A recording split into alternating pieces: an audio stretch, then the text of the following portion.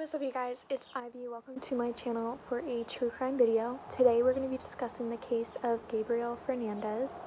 Gabriel was born on February 25th of 2005 to his mother Pearl Fernandez and his father Arnold Contreras. He had two older siblings, Ezekiel and Virginia.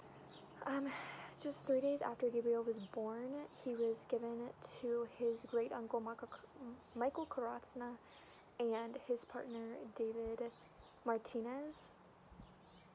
Pearl basically called Michael and was like, hey, he's getting on my nerves, come get your kid. So from the very beginning, his mother did not want him. She did not want custody of him. She didn't really want anything to do with him. Gabriel ended up living with Michael and David for the first 4 years of his life until his grandparents basically said that they didn't feel comfortable with Gabriel being raised by two gay men and that they were his grandparents and it was better for them to be raising Gabriel. So Gabriel went and lived with his grandparents until he was 7. In October 2012, Pearl regained custody of Gabriel. It's kind of speculated that she did this for the money that they would be getting extra from welfare because they had another person living in their household. So Gabriel went to live with his mother Pearl, his two siblings, and then his mother's boyfriend, Asaro. The next 8 months of his life were definitely not good. They were very, very cruel to Gabriel. He was forced to sleep in a cabinet in his mother's room. He was often blindfolded, gagged, bounded at the hands and feet. He was locked in there. They would make him stay in there for days. They often beat him until his teeth fell out. He was forced to eat his own vomit. He was forced to eat cat poop. He was shot with BB guns. They would force him to take freezing cold baths to help his bruises heal faster. They would call him gay, fag, crude names. Anytime he did anything feminine, he was beat for it. They were under the impression that Gabriel was gay, and that was definitely one of the excuses that they made for why they were so cruel to him. On May 22nd in 2013, Los Angeles paramedics responded to a 911 call about a child not breathing after hitting his head off of a dresser. When the paramedics arrived, they found Gabriel in a very, very harsh state. It was obvious to them right away that this was not done by hitting his head off of a dresser.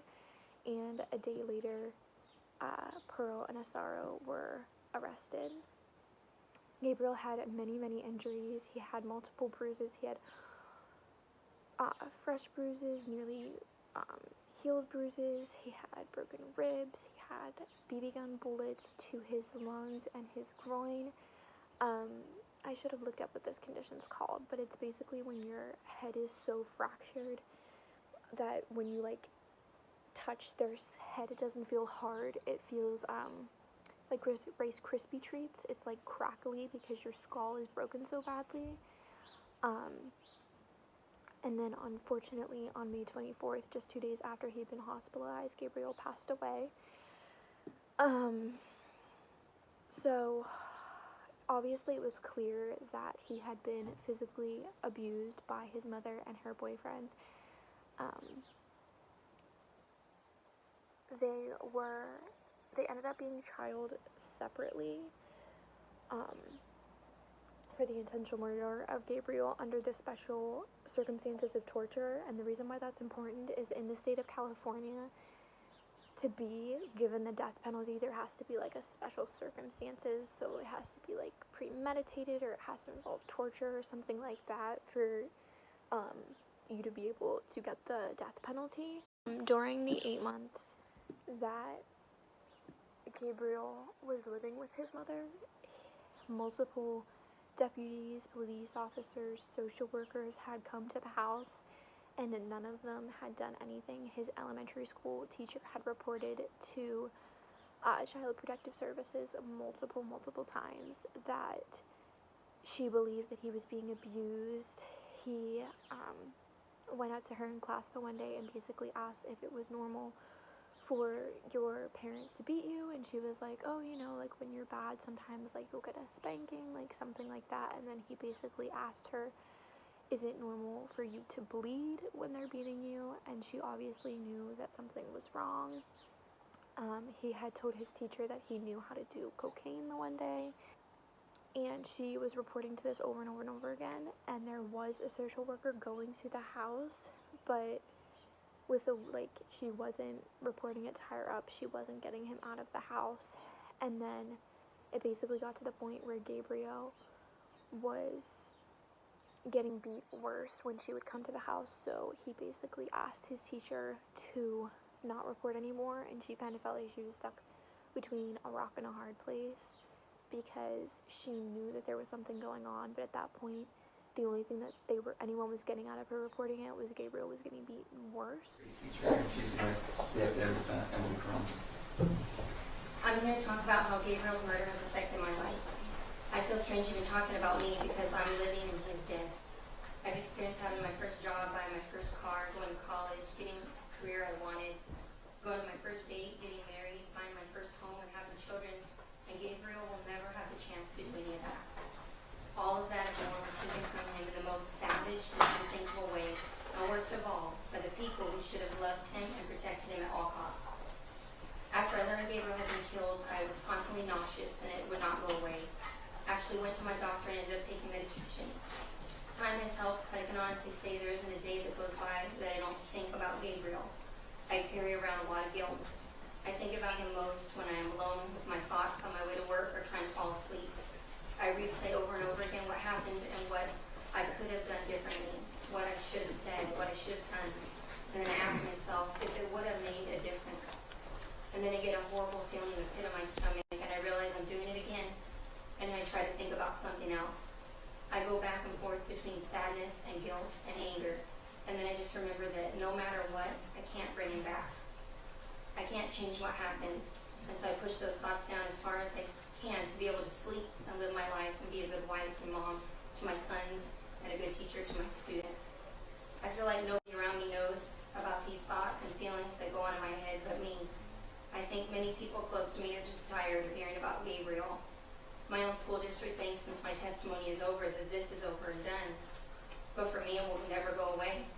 This will always be a part of me and something I will think about until the day I die. But I know who is truly to blame.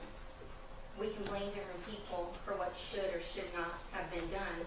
And when it comes down to it, the defendants are the ones that ended his young life at just 7 years old.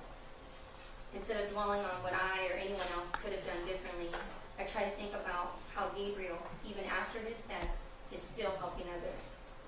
In the classroom, he liked to help me file papers and state homework packets and help his classmates with their reading. And now he has made changes in how child abuse cases are handled by the Department of Children and Family Services and by the police. His story has touched the lives of so many people that didn't even know him. I'm humbled by the many Gabriel supporters who have helped me because they, having just read his story, are also experiencing his loss and want to talk about him. Talking about Gabriel helps them and it helps me to come to grips with my own grief. I'm deeply grateful for that. Gabriel's story has spread not only across the country, but across the world. I hope people are more aware of child abuse and how far it can go. And with this awareness, other children will not suffer the same fate as he did. As much as it hurts, I don't ever want to forget about Gabriel. I want to remember what a good boy he really was. I want to remember his kindness in helping other students and me. I want to remember his enthusiasm for learning and what a good writer he was. I want to remember funny moments like when he wanted to help another student and really didn't want to be helped. I want to remember how strong he really was. I definitely know he was stronger than me. For the last 5 years, Gabriel has been number 28 in my classroom. I don't assign number 28 to another student because I feel like it's only his number now. And it's a way for me to honor him in my classroom. It almost makes it like he's still here. I find comfort in believing he is now at peace. He cannot be harmed anymore. And I know that unlike him, his abusers will never have peace. They will have a lifetime of suffering to endure. And I know I'm not alone in hoping that they experience the same abuse in their lifetime and worse. They are evil people for what they did. And despite how I feel, I know that if Gabriel had survived, he wouldn't have wanted his mom and his sorrow to be punished for anything they did to him. Because that is the kind of person he was. He just wanted to be loved family and to be accepted and to just be a kid.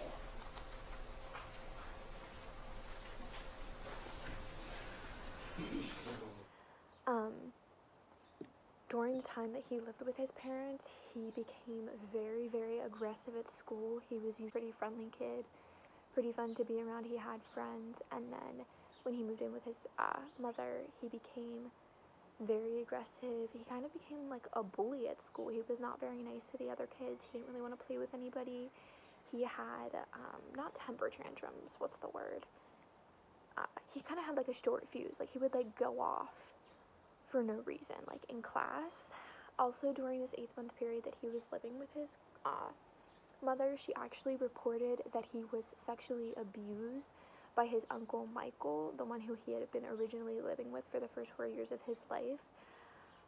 Michael, David, Gabriel's entire family, they all deny this ever happening. I don't really know if anything came from it, like if official charges were ever pressed, but I know that Michael and David never went to jail for this. On June 7th of 2018, Pearl and Asaro were both sentenced. Pearl had taken a plea deal essentially to avoid the death penalty, and she was given life imprisonment without parole. And then Asaro was given the death penalty. His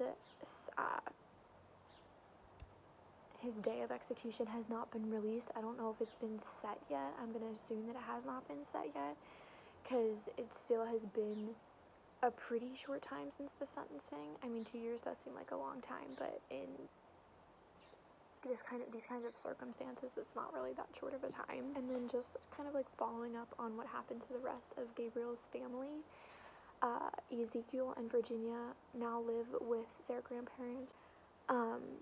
Unfortunately, Gabriel's grandmother passed away only a couple months after Gabriel passed away from complications with diabetes. Michael also died on September 14th, 2014, so shortly after Gabriel died, and his partner David was actually deported to El Salvador. So unfortunately, the only people who really got to see the sentence being taken out on Pearl and Asaro were his grandparents and his siblings. But yeah, that's pretty much all of the information for this case. I feel like the two biggest things about it, the one reason why it's really big in the media, is because so many people went to Gabriel's house and no one really did anything.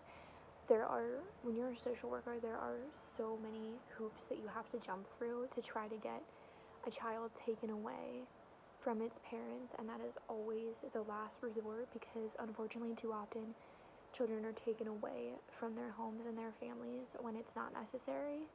But unfortunately, in times like this, it goes the opposite. Gabriel should have been removed from his mother's house, and he never was. Another thing I want to touch on is Gabriel's biological father, Arnold Contreras, could not and did not have custody of Gabriel because he was actually incarcerated for entirely different reasons. However, he was allowed to go every day to the trial. He was allowed to testify, and he does say that he believes that if he would have not been incarcerated, that this would have never happened.